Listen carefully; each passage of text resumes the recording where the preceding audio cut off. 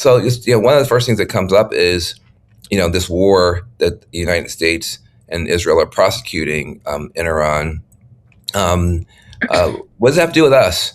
Maybe Mm, it's good for the people in Iran. Maybe it's good for the people in Israel. Maybe it's not yeah. good for anybody. But what the heck does that have to do with the price of eggs in the United States? And why should we be over there at all?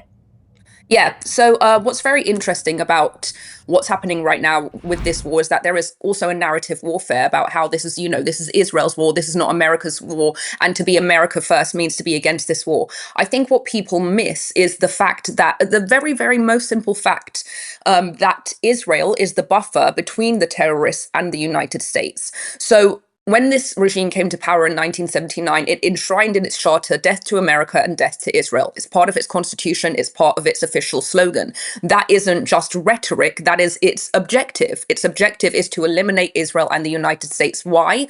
Because it declared that they are the oppressors of the world, the United States being the big Satan and Israel being the little Satan. So let's talk about this theoretically. What would happen if this regime was successful in actually eliminating Israel?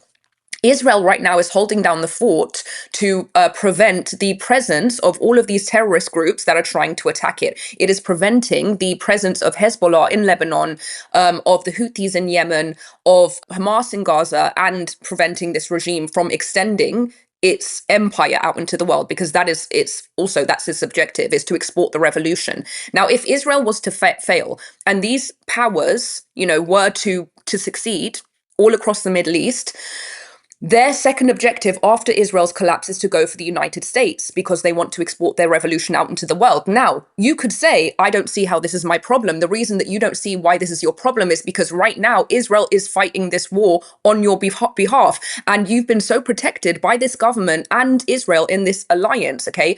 The alliance between Israel and the United States that have been holding down the fort for the past 47 years, that you haven't felt that threat. But if Israel were to fall, we would be the next targets.